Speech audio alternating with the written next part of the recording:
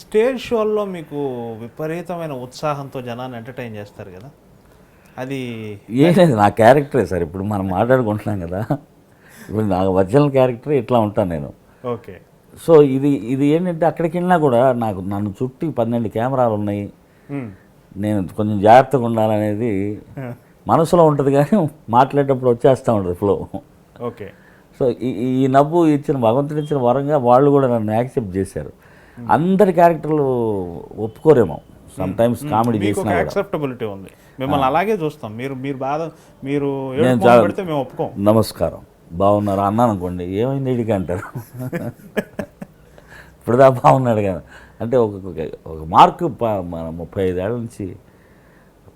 నుంచి ఉంటాం అంటే ఎంత గొప్ప విషయం సార్. ఇప్పుడు మాట్లాడుతూ ఉంటే అనిపించింది 35 ఇయర్స్గా సరస్వతి భోజనం పెడుతుందంటే చాలా ధన్యం. అంతే. టీవీ షోస్లో మీరు చేసిన వాటిలో తమిళంలో మనదోడు మనం సార్, నాకు చాలా సింగర్స్ మొత్తాన్ని ఇంటర్వ్యూ చేసేసారు. పెద్ద అదృష్టం అండి అది. ఎంతమంది ఎక్స్పీరియన్స్ ఎలా ఉంది? మీతో ఉన్నవాళ్లే కానీ కొత్త వాళ్ళని కూడా కలిపి వాళ్ళని హీరో చేసి చూడటం నాకు ఆనందం. అందుకే ఆ షో సక్సెస్ అయిందండి. జయా టీవీ కోసం ఇప్పుడు పిల్లలు పిడుగులు అనే కార్యక్రమం కూడా ఆ పిల్లల్ని హీరోగా నేను ఊహిస్తా, వాళ్ళని హీరో చేస్తా. అందుకే ఆ షో హిట్. అవును అవును. దాంట్లో ఒక్కొక్కడు వచ్చేసి 5 ఉంటారు. 5 లైట్స్ కెమెరా కొత్త. భగవత్ స్వరూపులే కదా, 4 ఏళ్ళకి 5 ఏళ్ళకి వాళ్ళకి ఏం తెలుసు. ఆ బెడ్రూమును ఆ తల్లి ఒడి ఆ ఉయ్యాల తప్ప ఇంకేం తెలియదు వాళ్ళకి. అందులోనే క్వశ్చన్లు అడగాలి, అందులోనే నవ్వు తెప్పించాలి.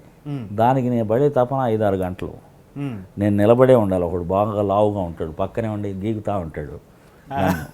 కోటు లోపల కూడా చిరిగే పరిస్థితి ఉంటుంది, నేను ఇలా నవ్వుతూ ఉండాలి. వాడిని అన్నాను అనుకోండి, నువ్వు ఇందాక కోప్పడ్డావు నేను చెప్పను అంటాడు. ఇంకా నాకు వాడి దగ్గర సమాధానం రాదు. గీకుతూ ఉంటాడు, లాగుతూ ఉంటాడు, ఒకడు ఒంటేలకు పోస్తూ ఉంటాడు, ఒకడు నిద్రపోతూ ఉంటాడు, ఇంకోటి మమ్మీ అంటూ ఉంటాడు. అందరినీ కవర్ చేసుకుంటూ నేనే చాక్లెట్లు ఇచ్చి అలవాటు చేసుకోవాలి. చాలా గొప్ప టార్చర్ షో అది. 5-6 గంటలు మామూలు కాదండి. వాడు గీకుతే నా కోట్లు ఆగుతూ ఉంటాడు వెనక నుంచి. ఏ నాన్న అన్నారు, ఏంట్రా అని అన్నా అనుకోండి, ఇంకా దగ్గర సమాధానం రాదు. ఇక నన్ను వేరేలాగా చూస్తాడు. ఏ నాన్న నాకు నొప్పి పెట్టినా కూడా ఏమ్మా అనాలి నవ్వుతూనే. అప్పుడు వాడు నేను టీవీలో చూశాక అంటాడు. అట్లానా అని నేను ఆశ్చర్యపోయినట్టు నటించాలి. ఇలా చేస్తే 5-6 గంటల్లో ఎక్కడో ఒక చిన్న మాట 2 మాటలు దొరుకుతాయి.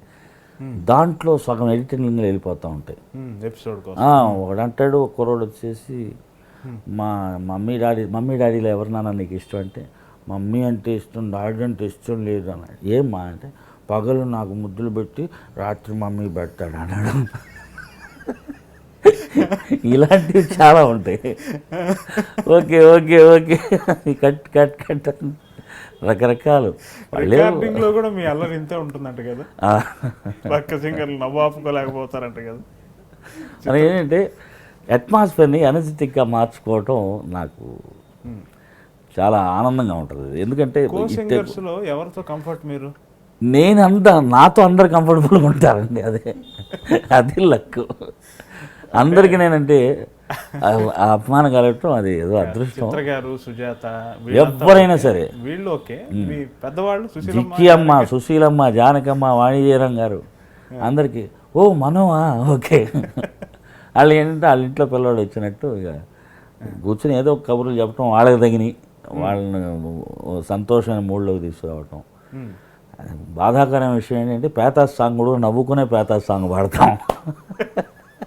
అట్లా ఉంటే ఇంకా ఆపోయా నువ్వు టేక్ వెళ్దాం.